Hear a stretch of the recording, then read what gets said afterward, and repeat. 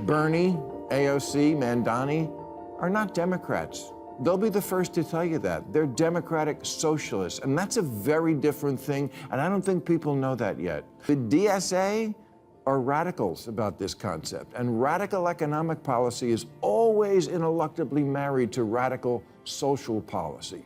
Their platform, for example, calls for completely open borders. They're for what Biden was doing, but more.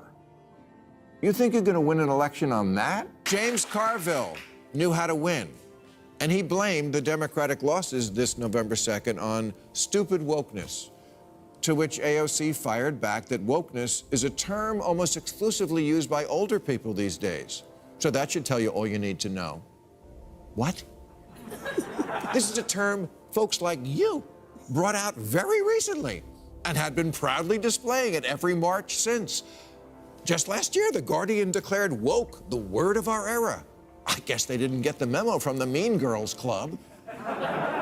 We don't use that emoji anymore.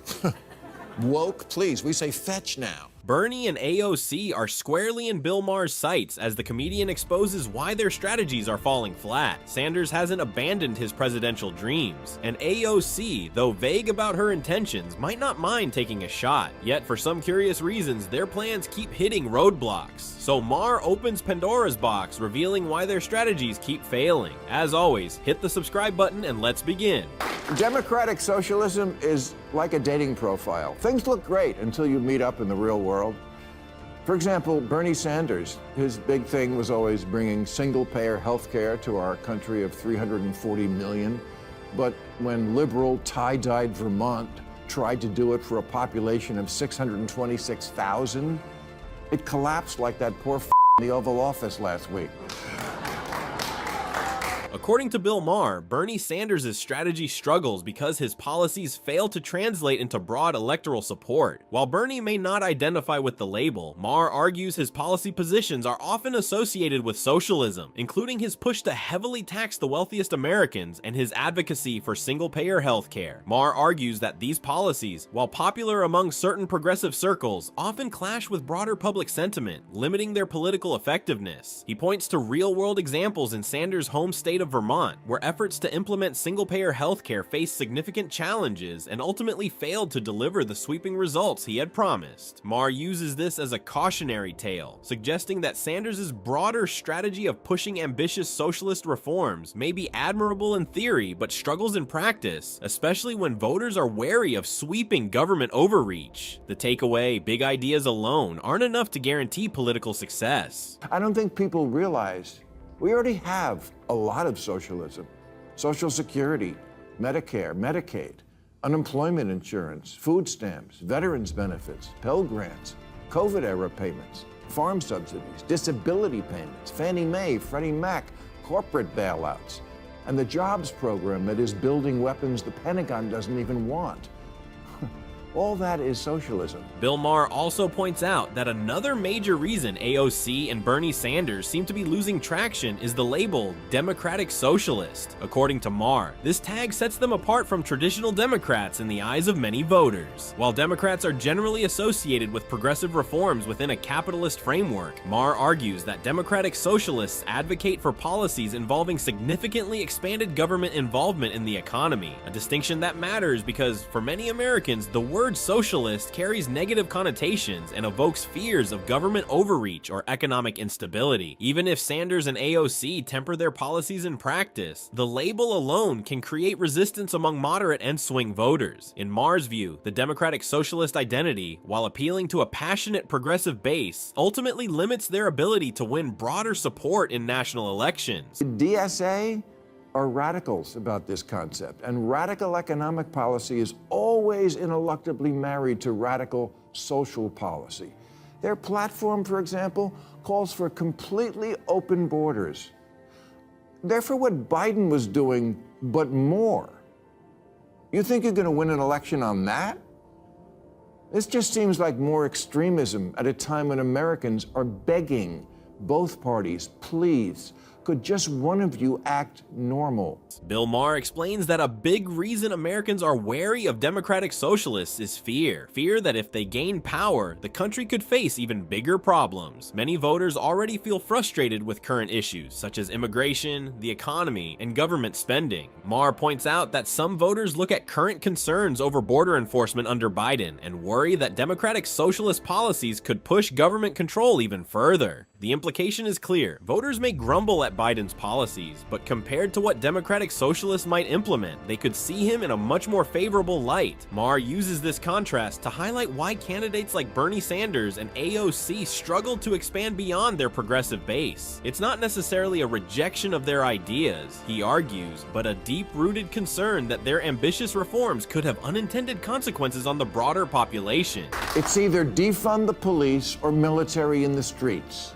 Either MAGA's crypto crony capitalism or city-run grocery stores. No, I don't want that. I want a Democrat who reassures me if you like your Whole Foods, you can keep your Whole Foods. Bill Maher makes his stance clear. He favors capitalism, a system where individuals have the freedom to control their own destinies, make their own choices, and reap the rewards or face the consequences of their decisions. Maher argues that this framework encourages innovation, hard work, and personal responsibility, allowing people to shape their own futures rather than relying on government mandates. Frankly, that's a sentiment many Americans share, and it's at the heart of what the American dream represents, a vision where anyone, regardless of their background, can achieve success through effort, ingenuity, and determination. In Maher's view, socialism undermines this core principle by centralizing control, limiting opportunity, and stifling ambition. By championing capitalism, he's defending a system that prioritizes freedom, individual accountability, and the chance for every person to write their own story. Governor-elect Spanberger once said about Biden's presidency that, quote, nobody elected him to be FDR. They elected him to be normal. Normal. You know, at this year's DSA convention, or as it's commonly known, Comic-Con, get this, you had to submit a photo of a negative COVID test to get in. In 2025. Yeah, no one wants to do that shit again. We've had enough of Trump's macho bullshit and also enough of politics. Yeah.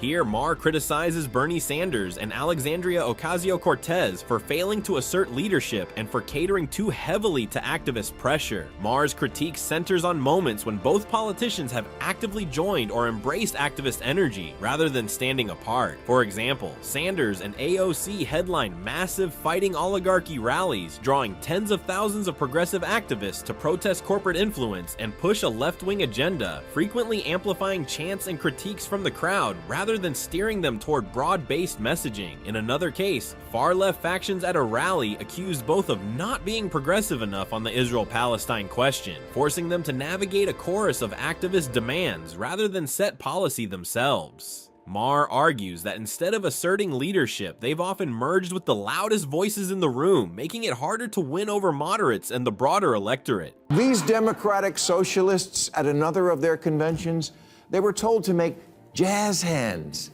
instead of clapping, lest some delegates suffer sensory overload. And also, and I'm not joking, they were told not to be wearing, you know, any aggressive scents. Please don't go into that space with anything that's like an aggressive scent, for instance, right? Because that's going to be difficult for people. Oh, for fuck's sake.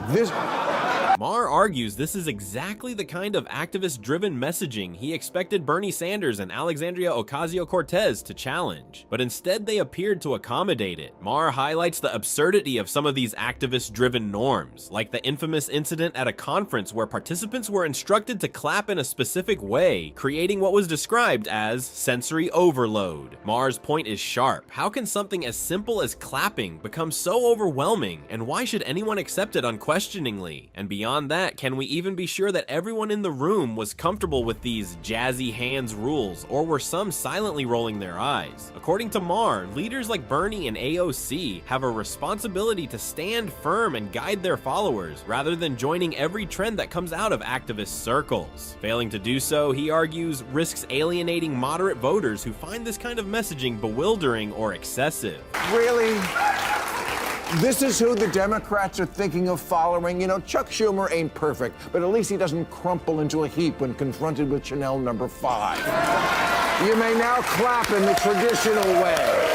Thank you very much. This clip is interesting because in one episode, Maher, who has criticized Chuck Schumer before, suddenly seems to praise him, and the reason says a lot about the current Democratic divide. Maher points out that Schumer at least will stand his ground on certain issues, rather than bowing to every strand of woke activism. One clear example is Schumer's outspoken warning about rising anti-Semitism within the American left. As Senate Minority Leader, he delivered a major Senate speech and public commentary condemning chants like, "from the river to the sea," and other rhetoric he argued crossed the line from legitimate protest into dangerous bias, even when coming from within his own party's progressive ranks. Schumer's stance set him apart from some activist currents that dismiss those concerns and reflects a willingness to push back when he believes rhetoric goes too far. Why is the party that supports so many issues that benefit the middle class still considered out of touch by 62% of Americans?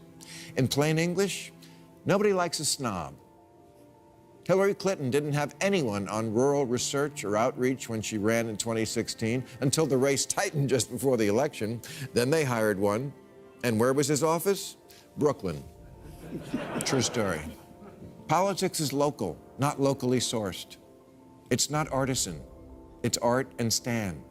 Aside from consistently deferring to activist-driven messaging, Maher argues that Democratic Party leadership has become disconnected from ordinary voters. According to Maher, instead of listening to the concerns of everyday citizens and proposing practical policies that address real problems like inflation, healthcare, and public safety, the party seems preoccupied with appeasing the most vocal and extreme elements of the progressive wing. He argues that this focus on the woke fringe comes at a cost. It alienates moderate voters and those who feel ignored, leaving them frustrated and disillusioned. Maher points out that the Democrats' obsession with signaling virtue or chasing the latest activist trend often results in grandstanding rather than governing. In his view, the party risks losing touch with the broader electorate, prioritizing ideology over tangible solutions. By failing to balance progressive ideals with mainstream concerns, the Democrats not only weaken their electoral prospects, but also fail the very people they claim to represent. James Carville knew how to win,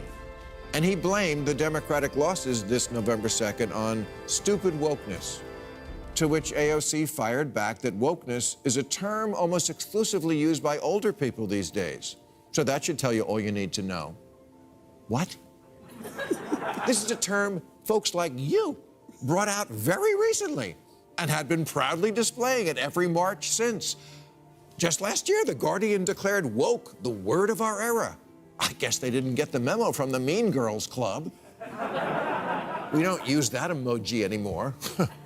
Woke, please. We say fetch now. It's interesting that Alexandria Ocasio-Cortez is now trying to distance herself from the term woke, yet it has been a recurring theme at nearly all of her rallies and public appearances. While she may personally dislike the label, many of her actions and statements have led observers and critics alike to categorize her as part of the woke movement. From championing highly progressive policies to vocally supporting activist-led causes, her public persona often aligns with the values associated with the woke left. Bill Maher argues that Alexandria Ocasio-Cortez consistently aligns herself with activist-driven politics, pointing to her repeated embrace of performative gestures, activist demands, and identity-focused messaging. In Maher's view, trying to reject the term while acting in ways that reinforce it only highlights a disconnect between perception and intention. Whether or not she embraces the label, her political brand has become closely tied to progressive activist movements. In the end, AOC's repeated alignment with progressive activism and performative of gestures keeps her firmly in the woke spotlight.